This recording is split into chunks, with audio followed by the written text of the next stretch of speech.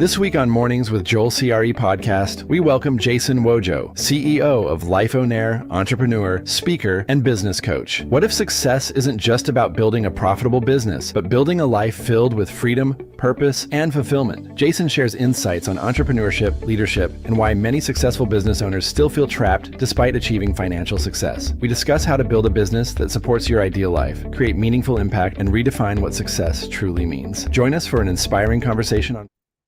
Hi, welcome to Mornings with Joel CRE podcast. We are very excited to have you with us today. As always, we love having you in attendance and we love doing the show, and it's because of your participation that we enjoy doing it so much. We have a special guest today. His name is Jason Wojo, and you may not have heard of him, but he's got a very, very interesting story, and I think you're going to enjoy it, which is why we approved him to come on the show, because we think you'll get some value out of it. So wanted to do that. And Jason, how you doing this morning, man? I'm awesome, man. Looking forward to this conversation. All right. Fantastic. Fantastic.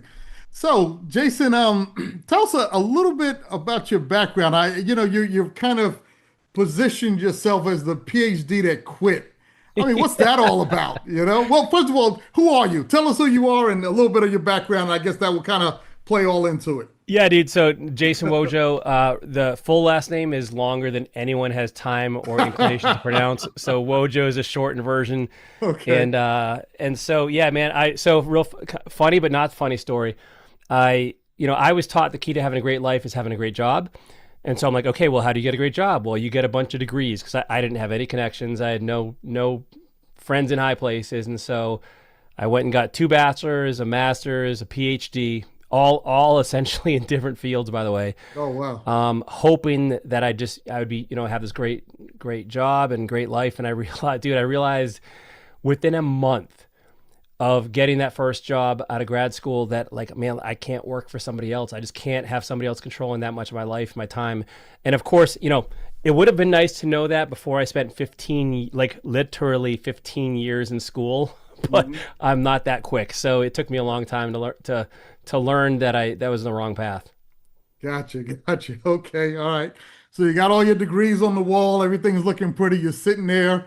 Understand at that point, you pretty much had the good job in the house and all that kind of stuff. And then it was just like, this isn't where I wanted to be. I don't have the happiness that I thought I had or would have. Yeah, man. Well, it's like, and there were people there that, I was working in DC, and there were people that seemed to really enjoy their job. And I didn't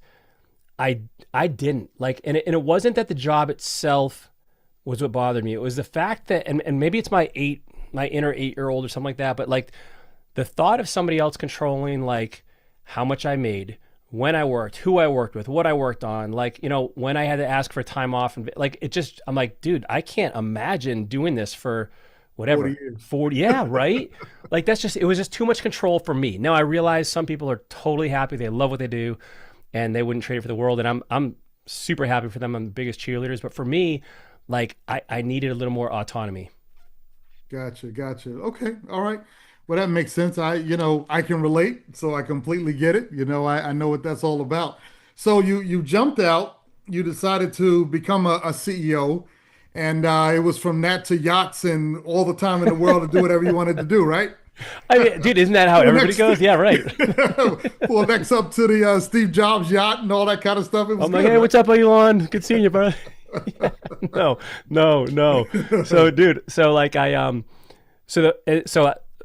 I had zero, and I mean, I had zero business experience, out of the gate. I had all this scientific training. I knew how to, be on a lab bench and run, experiments, but I didn't have any business experience. And so my first business was real estate investing, because that was the only one I could wrap my head around. I'm like, okay, well, I can, and I don't know if it was a combination of seeing a couple episodes of Flip This House or something on HGTV, right? Yeah. I'm like, oh, that doesn't look too hard. Spoiler alert, it's a lot harder than you think it is. Yeah. There's a lot to get edited out. Yeah, we could talk about that. But so the very, I flipped a house and I made half my year's salary, and I'm like, okay, well, maybe this is a fluke. I'll do another one. But what ended up happening, man, and by the way, I'm summarizing this a lot. There's a lot of bumps and bruises, but I did fairly well my first year. Mm-hmm. But the irony, what I found was that I actually had less freedom and less control when I was working for myself than even when I had a job. Because now, like, and you know how it is, man. Like, it's your business seeps into every corner and crevice of your life, and all of a sudden I traded 40 hours for your W-2 for like 80 hours for myself. And that did not come without consequences, like severe consequences, one of which was like I went through a really painful divorce, and like so it showed up in multiple areas. And that was so that was my introduction to business. Yeah. Well, that's the reality behind the panacea of getting out there and running your own business. So I agree with that. How many houses would you say you flipped that first year? So the first year I only did 3. Okay. And that was when that's a good start. It was, man. And it was enough for me to quit my job. So like, the first one, I'm like, okay, this could have been a fluke. The second one, I was like, well, third, three times is a charm. So I did 3, and then I had the confidence that, okay, I know how to do this enough to jump boats and get out of the W-2. And so from there it was full time. So I flipped those while I still had my full time job. Okay. Gotcha. Wow. So you're doing 3 flips. You're working full time. That seems like an enormous amount of. I mean, you were going 24/7. It looks man, like. And it's worse. Like, and I'm kind of like telling myself here, but it wasn't just the real estate investing, because I had been really fortunate to have some success in bodybuilding, and so I started a fitness business. Okay. I had if anybody listening right now or watching remembers this thing called DVDs, I created a DVD. I was selling that. I was having clients from all over the country have me train them virtually. And then I also, and this is the typical entrepreneur, right? Like, there's always a shiny object. I also realized when I was doing my flipping, I'm like, this would be easier if I had my real estate license. And so I got my real estate license, and then I started also being a real estate agent. So really at that point, I had all 3 plus my full-time job. So yeah, you can shake your head at me, man. It's okay. You're like, this guy should have talked to me first. Yeah, right. What are you doing? What have you done? Yeah, like, you're going crazy. So yeah. Oh man. Well, let me ask this: what had possessed you to do that? Was that just getting the shackles of the 9 to 5 off, or was it something else going on as to why you just kind of went berserk? It was a lot of it. I think it was 2 things. One, for me, it was like fear. Like, really, of not knowing which of these would take off. And I didn't, and I'd also, applied this concept of diversification where, like, don't have your eggs all in one basket. And like, for instance, my dad, super conservative guy, like never really took any, risky investments or anything like that. And he worked his W-2, until he retired.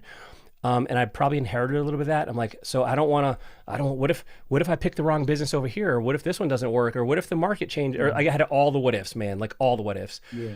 But what I didn't realize was that by being spread so thin, I was really just capping the ability of any one of those to succeed. And there wasn't enough, I was too diluted to be effective. And so all of them were doing okay, but none of them what they were capable of. And that was just because I was spread too thin, and all the businesses ran on me. I was the business. Yeah. That's actually a very, very key point. I could certainly empathize with your point, of being spread too thin. And what happens is you get everything to a certain level, to a degree, but it never really gets to that next level. Yeah. So you gotta take stuff off the plate, off the table. I mean, that's basically what it boils down to. That's right, man. I'll tell you. And that was a lesson that I kind of was really reluctant to learn at first, because I'm like, what if I get rid of the wrong thing?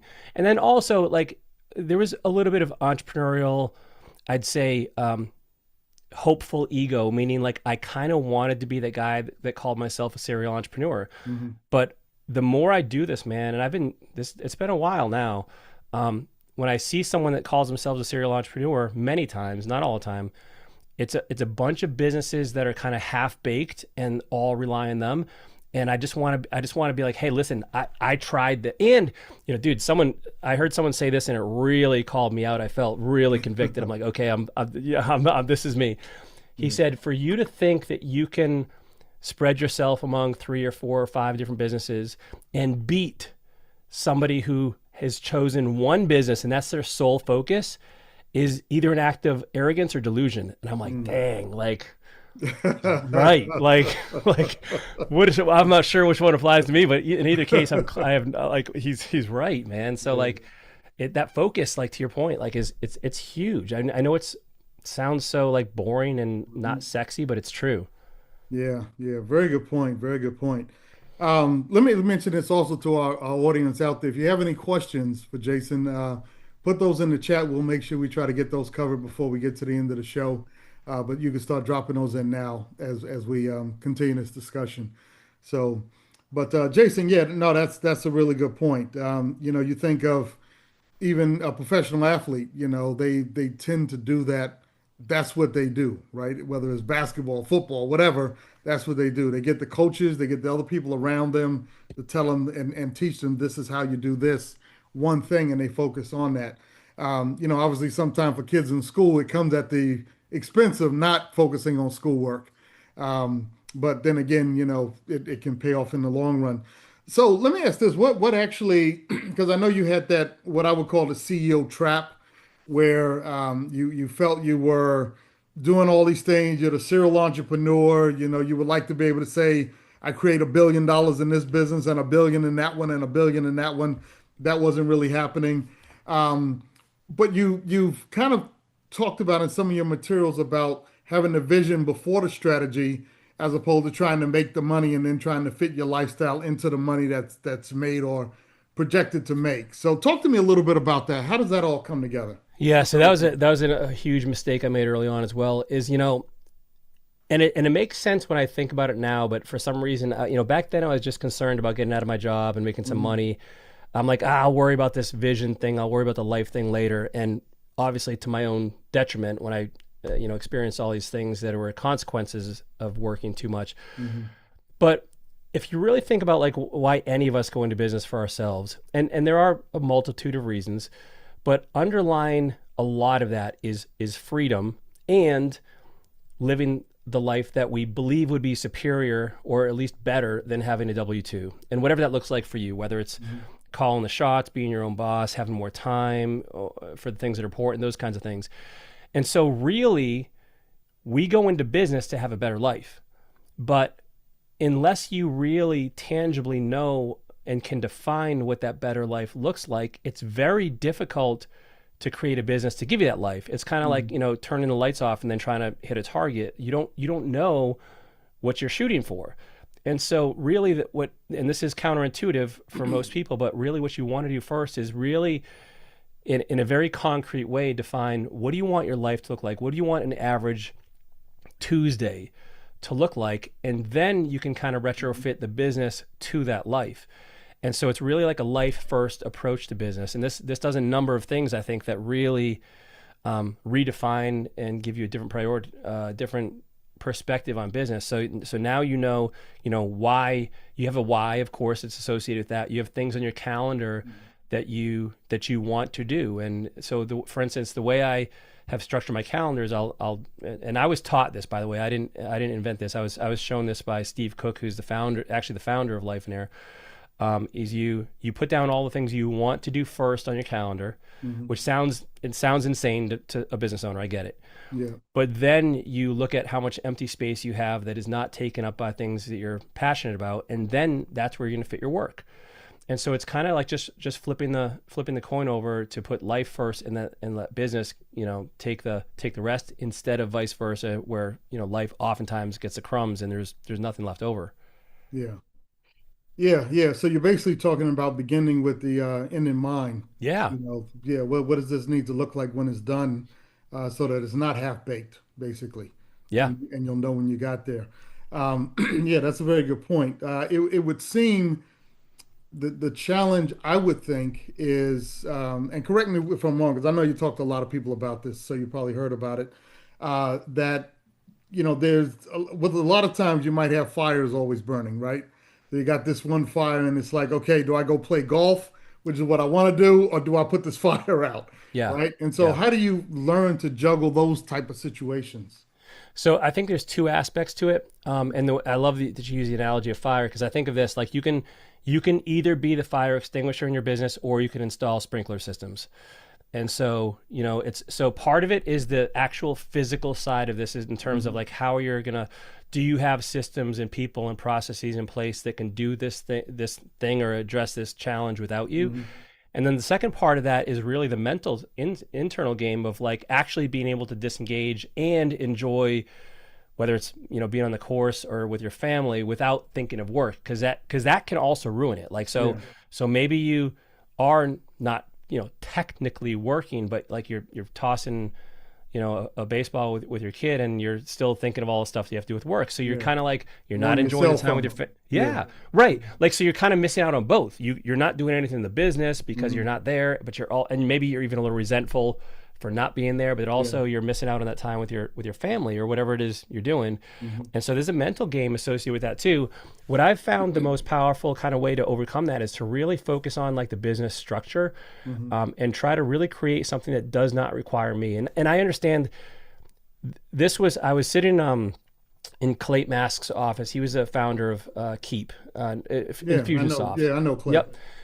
And he's like, man, being successful in business is all about, taking things off of your plate and getting rid of them and breaking them off and giving them to other people, or having tools or, especially now, of course, with AI and automation, do it as well. And so that's one thing that I'm really passionate about is try to help people make that evolution into being a business owner instead of just an operator who's in day to day. Yeah, very good point. And that's really what a business is anyway, right? Is it a business if it's just you doing everything? Yeah, it's really kind of a job, really. Like, 'cause if you stop working, then and by the way, this is no shade at anybody who's in there, working hard, because I had all my businesses reliant on me. But you've got to now. I shouldn't say you got to. If your vision says that you can get up and go, play, the back nine or whatever, and not worry about the business and taking vacations and heading overseas for a month at a time, the only alternative is for you to set up a business that doesn't require you. Now, if you're like, no, I love what I do and I want to like grind and I'm gonna swing the hammer, like I'm cheering for you as long as you've given the forethought to that and you understand some of the compromises you're gonna make. But otherwise, you really gotta get yourself out of that driver's seat and figure out a way to kind of move yourself towards the back of that vehicle and eventually out of the vehicle to some extent. I mean, most people I know want to stay involved at some level, but it's not a dependency level. It's a voluntary, level. Yeah, or even a support level where you're supporting the underlying staff. Yeah. Making sure that the SOPs are being executed properly. So 100%. Yeah, absolutely. Good point. I want to jump into what exactly is Lifeonaire, and we're going to take a quick. We're just about a few seconds away from our 20-second break, so let's take that now, and then we'll jump into that. So for all of you sitting here listening, be back with us in about 20 seconds. We're going to talk about specifically what Jason does and how he's helping people overcome these challenges here on the Mornings with Joel series podcast. We'll be right back. Okay. So. The Impact Air 99. We asked real people, try the Impact Air 99. Breathable, light, but protective. Feels very comfortable wearing it. It looks cooler. It's almost surprising how much air you can get in. Engineered with 6 layers of nanoscreen technology that blocks over 99% of viruses and bacteria while allowing you to breathe freely and speak clearly. My glasses are not fogging up. I could wear this all day. The Impact Air 99. We asked real people, try the Impact Air 99. All right.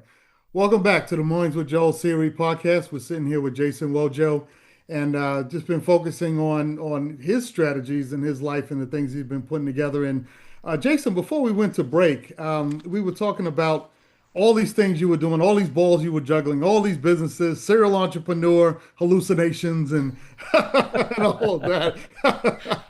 And so you kind of brought that in. And now you're working under because I thought you mentioned that there's another gentleman that actually owns it, but it's a organization called Lifeonaire. So what is that exactly, and why should people be interested in it? Yeah, so Lifeonaire is an organization that has a mission as a whole to really help overworked business owners, entrepreneurs, real estate investors, really kind of develop and hone what that life vision is first, and then help people create a business to complement that life, instead of compete with it. I actually got involved as a member first, and then a few years later became a coach for them. A few years later became a speaker. A few years later partnered with the founder, Steve Cook, and now I own the company. And Steve coaches for us. And so it's been an incredible, unanticipated surprise journey for me. Like, again, I was trained as a scientist, but I'll tell you, man, there is nothing as rewarding as seeing people make tangible changes in their life that really you had some input on. I'm certainly not going to take credit for it, but I just love seeing people that are like, they're working less, they're spending time with their family, they're getting back into like things that were once like hobbies, and like just basically just making life more about the things they enjoy than just a paycheck and making a buck. Yeah.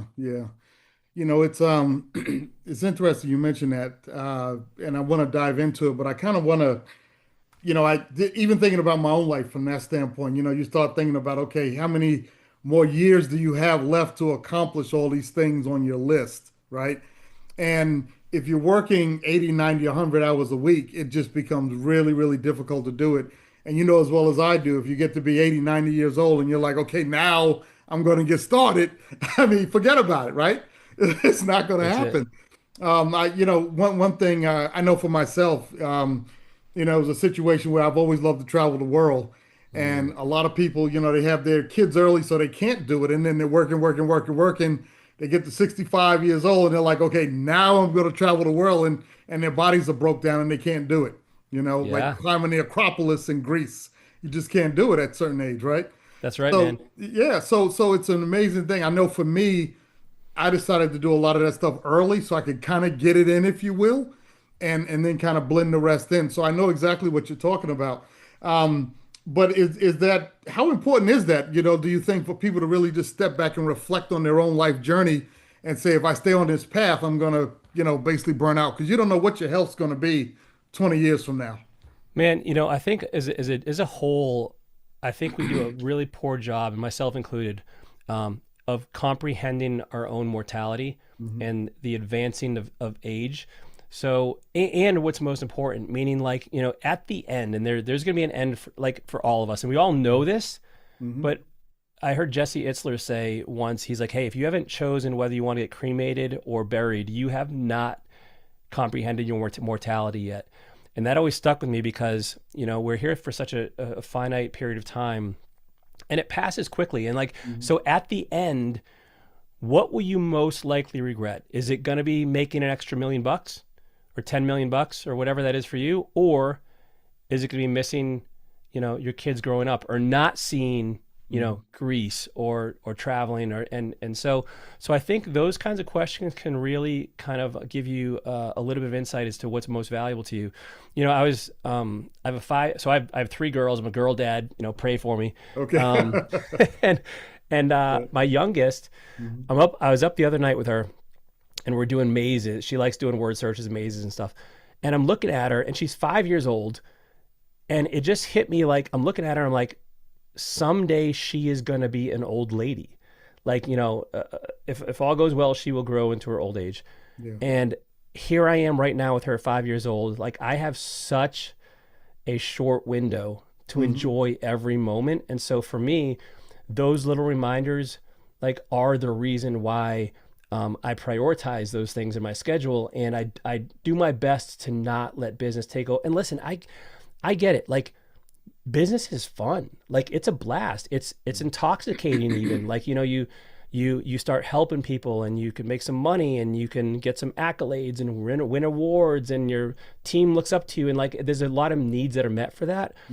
But at the same time, I think, for many people, they're maybe, not prioritizing and looking at the things that are really transient in their lives is a defined window that are going to go away. Like, so, whether it's 18 and your kids move out, I mean, who knows, these days kids are living with their parents when they're like, 30, but like, I just feel like there's just such a good reason to really pause and reflect on, like, hey, what is most valuable to me? And is that showing up in my calendar? I heard Christopher Morley say, hey, you show me your calendar and your checkbook, and I know what's important to you. And so I want someone to be able to audit my life and look at me where I spend my time and where I spend my money, and like have that be a reflection of my values. Yeah. Yeah. Yeah, good point. And you talk about that time flying by. Think about your 5-year-old daughter. I'm sure it felt like she was just born Oh, dude, yesterday, it's crazy. right? Yeah, it is Yeah. nuts. Yeah, and then they're walking and talking, and yeah, it's just time really flies. So amazing thing. No, very good point that you bring out there. Let's pivot this a little bit because this is a real estate show. Um, we talk about so many people talking about passive income in real estate, right? What is really passive, and is it really passive, or how do you really get there? Because it's, a lot of people have that mindset, right? I'm going to buy 15 homes, I'm going to rent them all out, and I'm going to be rich. And then they Yeah. realize that once they get there, 15 homes could run you in the ground, right? Yeah. So So- what's the magic behind that? What does that look like? So, and by the way, I want to be clear. Like I believe, so passive income, unless we're talking about like an index fund or an ETF, like that's pretty much the closest you get to passive. Everything else I'd call residual, which really is a very valuable thing to pursue. And so if there is like a 3-step formula to moving there, and this is a little bit of a precursor to your question. Like I think that the best approach is to, like, number one, come up with your vision. Like, what is the life I want to live? Because that'll also tell you how much money you need to live that vision. Sure. Because, you might say like, hey, my vision has me making $100,000 a year and making, but by the way, none of my degrees are math, man, so I'm always going to use easy math examples. Okay. So I need to make $100,000 a year and work 20 hours a week. So that's your vision. Step 2 is to create or have an active business, something that has, moving parts. Not necessarily that you have to do all the work, though. I want to be clear there. And then the third step, which you're talking about, is residual income, passive income. Right. And I have an opinion of this that is a little bit, I don't want to say controversial, but it could be differ from the norm.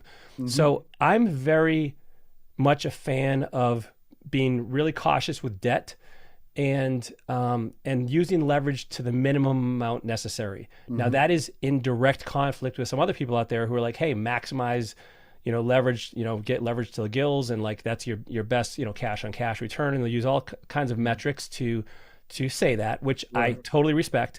And if that's their vision, then I'm cheering for them. For me, there's another variable that does not relate to financial return, which is like, how am I going to sleep at night? How is this going to if I have millions of dollars of debt, is that going to bother me? And if I have these obligations, can I move on peacefully and have peace of mind? Or is this going to, am I going to lose sleep over it? And so that's the first thing, is like, so I'm a fan of, trying to reduce debt, certainly consumer debt, but even when it comes to assets. And so considering debt-free assets, I think, is valuable. And yes, you're not going to build the same size portfolio. Like, I get it. I understand that. But many times I've seen someone with a 100-door portfolio that's leveraged transition that to, say, a 10-property free and clear portfolio and make better cash flow and have way less headaches. And so you got to decide for yourself which of those venues or which of those avenues, or maybe somewhere in the spectrum in between there, meets your vision. But the other thing I'd say is this: I love the intent for passive income, for residual income, but some people aren't quite ready for it yet. And what I mean by that is, and I've seen this happen enough times that I have to caution people.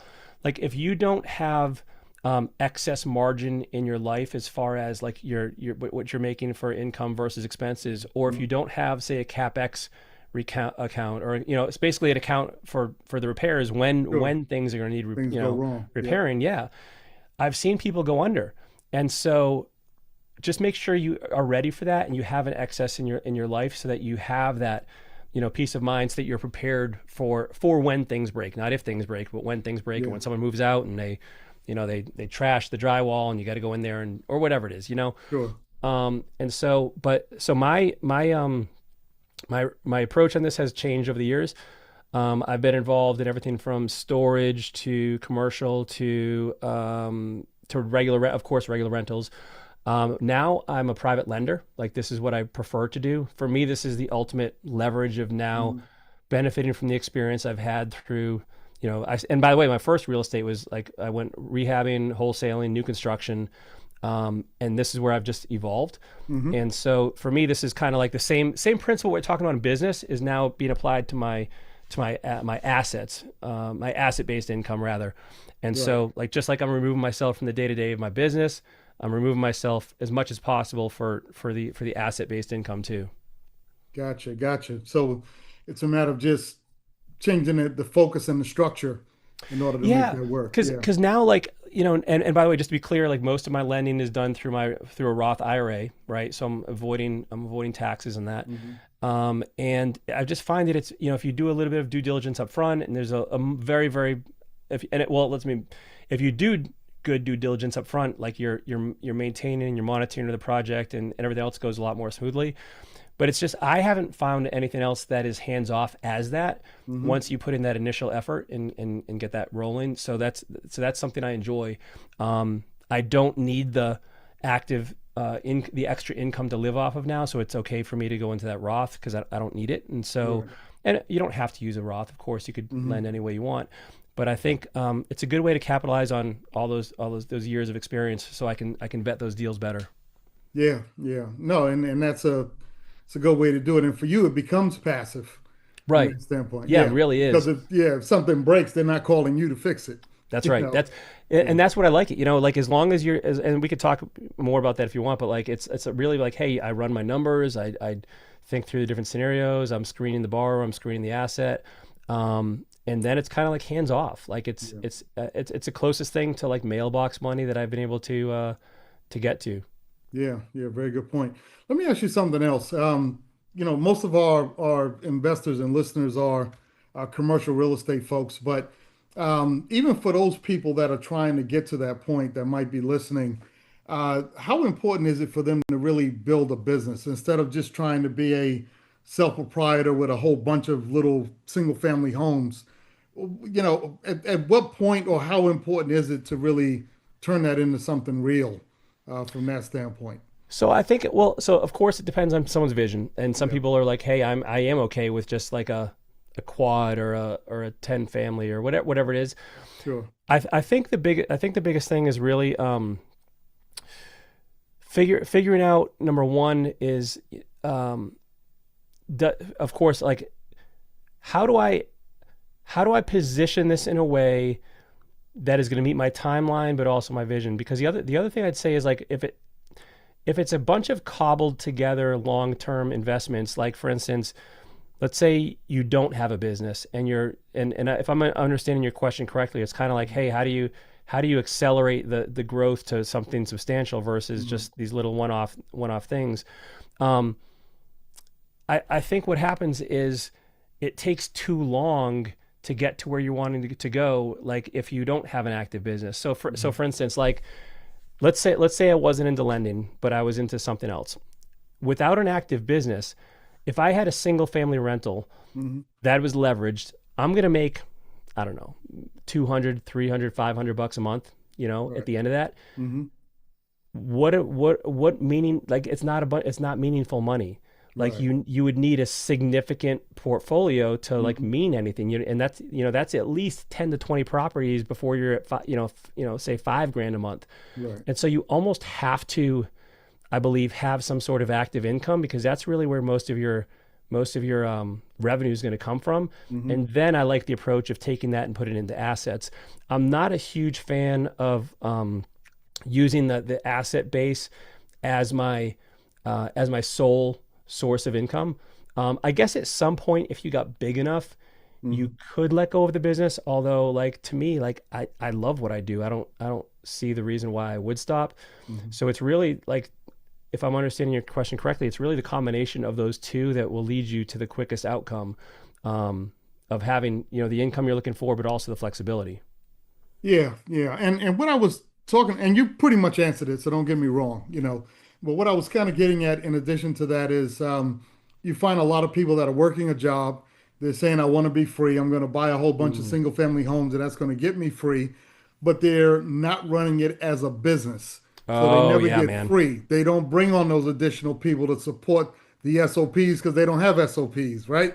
And so they wind up just being on the hamster wheel, and it's like, man, I got all these houses, but I'm not getting free, and I'm just pedaling faster and faster and faster.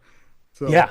That absolutely happens, and people, they treat it like a hobby, right. you know? Yeah, they do not, they don't treat it like a business. And that, now treating it like a business requires a number of things. Number one, it starts with you. You have to have the right mindset around this, and realize, like, from day one, your job should be to replace yourself.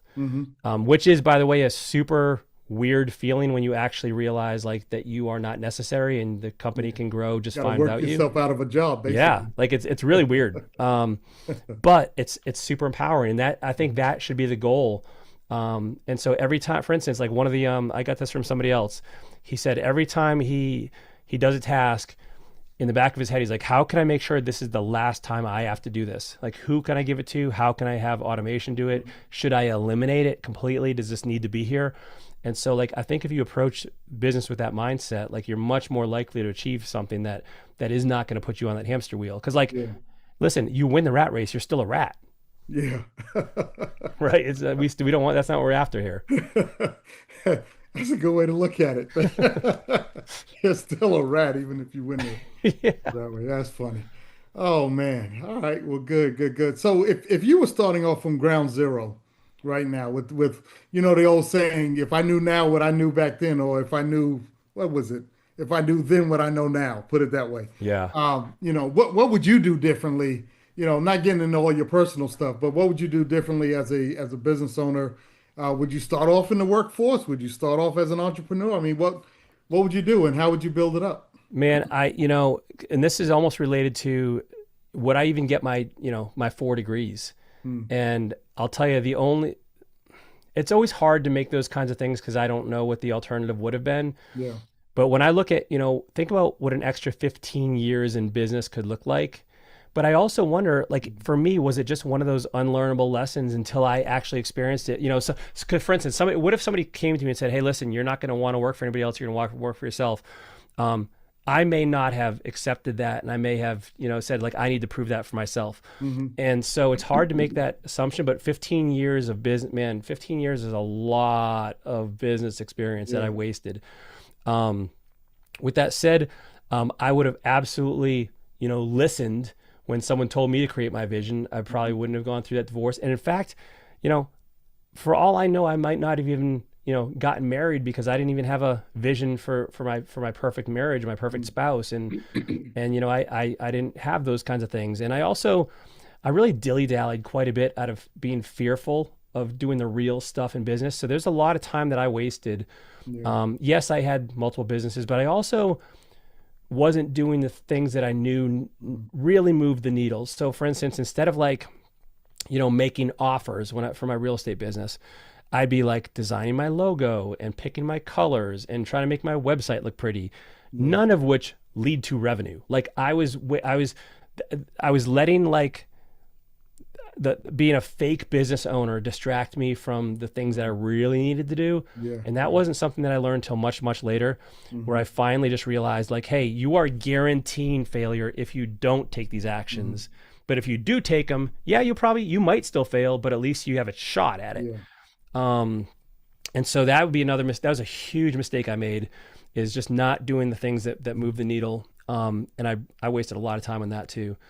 And I'd say those two are probably the biggest ones. And the third one would have been just focus on a single business right from the start, instead of deluding myself. Because you said it before, is like all of your businesses kind of get to a level, but then you just plateau. You can't get past that. It's almost like, I almost envision like you're inside a bubble and you're trying to break through this bubble, and you're trying to push in too many different areas. It's like, as a volunteer firefighter for 4 years, and you have one nozzle, like, and that nozzle, like, you're not going to spray the whole house. You're going to spray that one area. And so I would have really focused on that single business. And frankly, I do believe any of them could have worked. Like, it's just like really focusing and choosing one, and not letting, your fear get the best of you, or your shiny object syndrome.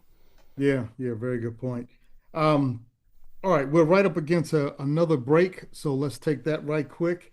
And we're going to be back in about 20 seconds here on the Mornings with Joel series podcast with Jason Wojo. We'll be right back. Step into the future with EcoCrypt, a platform unifying decentralized finance with real-world utility, where value flows freely. From gaming achievements to real-world assets, everything can be tokenized, fractional, and accessible in one trusted ecosystem. For gamers, investors, and global communities, EcoCrypt is breaking down barriers and democratizing finance. Join the revolution. Visit ecocryptusa.com today. Step into the future with EcoCrypt, Thank you all for being here with the Mornings with Joel CRE podcast. Don't forget, if you have questions, get those in the chat now. Joe Mo will get those over and we'll try to get those answered as we go along. We appreciate that. Jason, let me ask you this. Do you think there's a point where people, they try to apply what you're saying, but they get to a certain point where they just quit and they say, I don't think this is working for me? Or, what do you think is precipitating that? So I think the biggest step that people fight me on is the vision. Okay. Because they're like, listen, I don't see how this relates to my business at all. And I just need to make money, which, listen, I can relate to that. Yeah. But what I will tell you is that the vision does a few things. Number one, it gives you that reason why you are working so hard. Like, so when you see that, like, hey, I want to, spend time with my spouse and now you have a reason to do that and to define and bookmark that workspace. It gives you motivation. Number two, it really helps you identify what you're more passionate about and what you're more skilled in, so you can usually pick the better parts of your business to really focus on being high leverage activities instead of just like the nonsense that we know doesn't really do anything.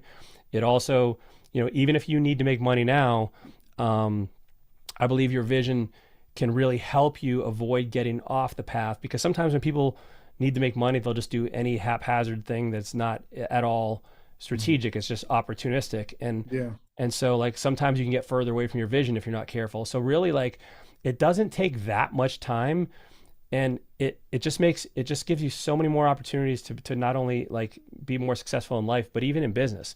So that's where most people fight me, is because they don't see the relationship there. The other steps, so I teach this process called SEED. Okay. I wrote about it in my recent book, Business for Life, and it stands for strategize, eliminate, automate, delegate. And the strategize is the vision part I'm telling you about. From there, you eliminate all the things that don't fit the vision. Then you automate the things that a human can't do, and then finally you delegate the things that you shouldn't be doing, but a human is still needed for them. Each step has its kind of perils.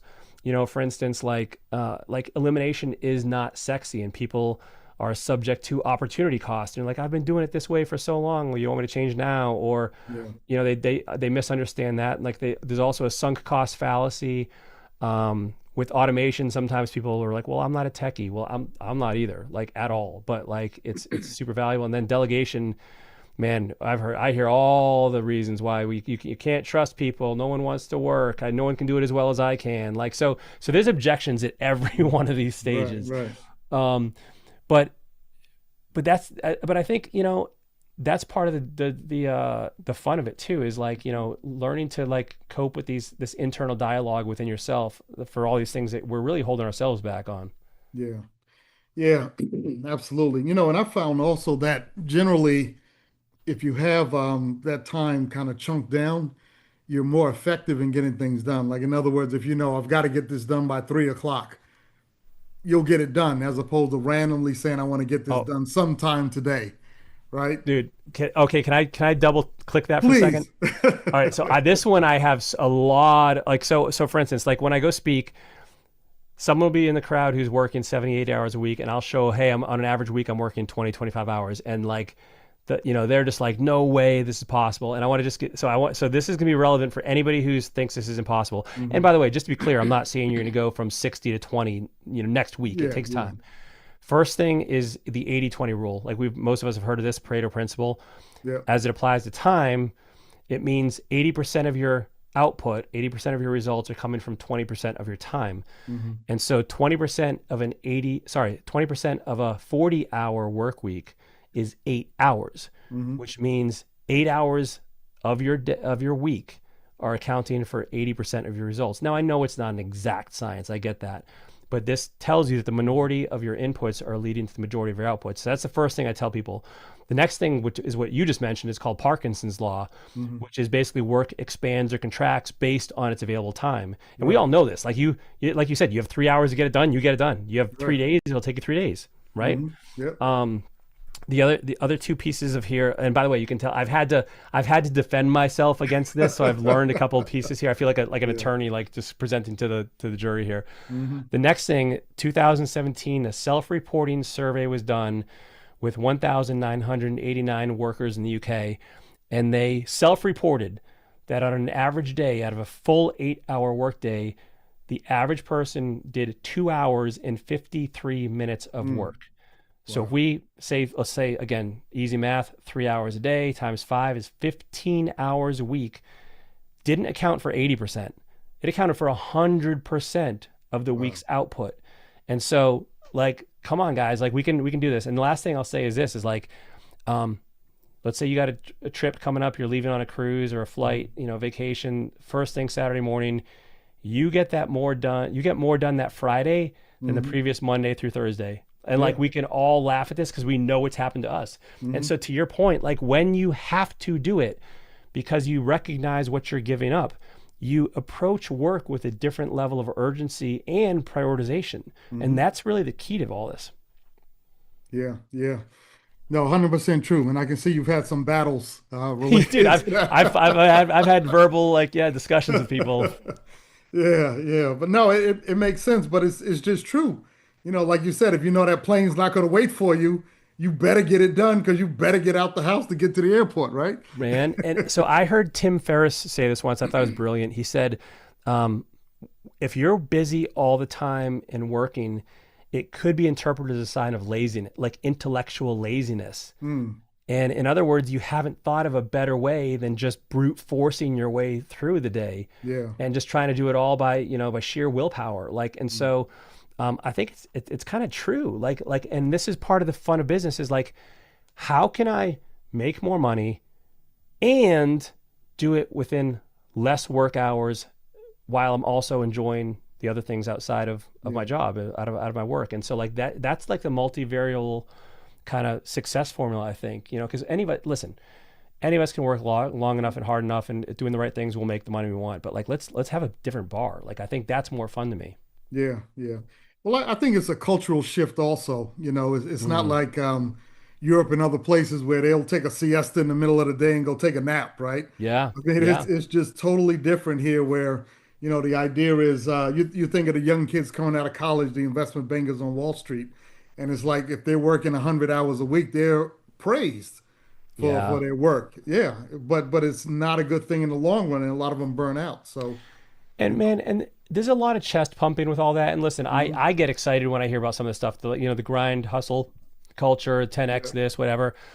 And listen, it can be effective in short doses. My concern is the long-term consequences. To your point, it's not sustainable. And the other thing I think is like, we do kind of reward this. And and the question I have though is like, what is if we look at this at a continuum, I've had people come to me at say a live event and they've said like, listen, in my culture, it's not even respected if you have a desk job. Like you have to be out there digging with a shovel, and like that has been the mentality and so there's a spectrum of like those beliefs that I think that really we do have to kind of like examine for ourselves to see like if there's any. And by the way, I want to be clear, like hard work, that's great, that's admirable, but like you could be basically distorting and taking advantage of, or there's a word I'm looking for, it's not coming to me. You could be like, misusing your entrepreneurial gifts if you're just working all the time, because I'm not sure that was like what they were designed for. Yeah.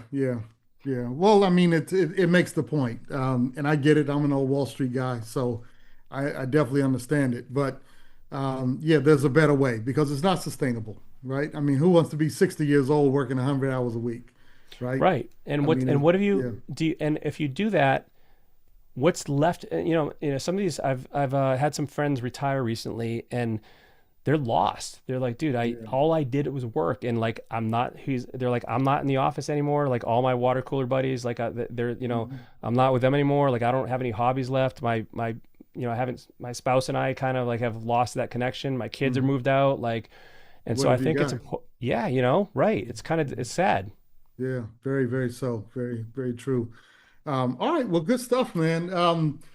What do you want to tell us about Life Otera?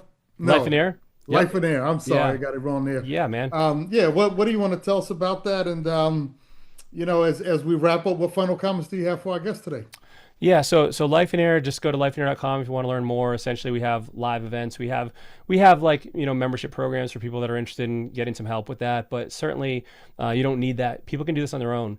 And what I would say is this: is like, I would just re-examine the blueprint that you're following for your life and for your business, and give it some real consideration. Like, is this what I want, or is this what I'm led to believe that I should want? That culture rewards, that whatever, I'm getting, pats in the back from my friends and accolades and acknowledgement. And what is the long-term play here? Like, is this something that, you're going to be happy with in another 10, 15, 20 years? Or is it time to just start thinking about those changes and making those changes now? Because it's by the way, it's never too late. I want to be clear with that. But like, I just don't want you to miss out on life, because it is such a fleeting thing, man. We had one of our coaches, 39 years old, passed in his sleep.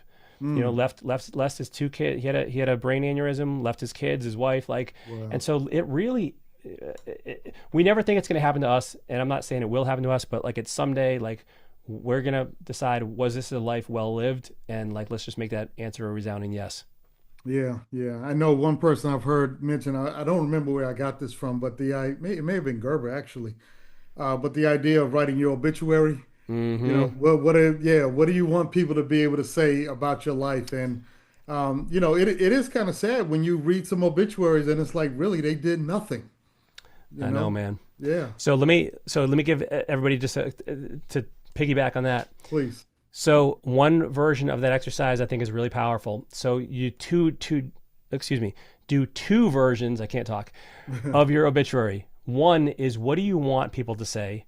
And do the second version. If you passed today, if someone had to tell the whole complete truth and nothing but the truth about you, what would they say? And then that will identify the gap for you that may or may not exist, and then therefore kind of direct you in the changes you need to make.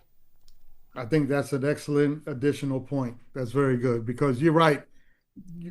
You generally write the good version, but then you don't identify the gap. So that's a very good point. Thank you for saying that and adding that to the show. So I really appreciate that. Any final comments for our guest today? Man, I'd say just get out there and do it. Live that life. Don't, just make sure that you're living the life you want to live. And business is fun, but let's just not business is a vehicle. It's not the destination. Yeah. And so have fun with it. Make all the money you want, help people, get everything you can, and enjoy the life for what it's for. Yeah. Enjoy the ride, huh? That's it. So, sounds good. Well, Jason, I think it's been a wonderful show. I really appreciate it. We covered a lot of ground. And congrats on all you've been able to do and accomplish. So thank you very much. We appreciate the conversation, being there for your kids and everything. Absolutely. So we appreciate that. And to all of our guests, thank you so much for being here today. We certainly appreciate having you. And we look forward to having you with us next week as well on the Mornings with Joel series podcast. Have a great afternoon. Are you ready to level up in commercial real estate? Join us on Mornings with Joel CRE podcast, where we bring you exclusive interviews with top deal makers, investors, and industry leaders. Sponsors reach a high-value audience of real estate professionals. Guests share your expertise and grow your influence. Don't miss out. Book your spot today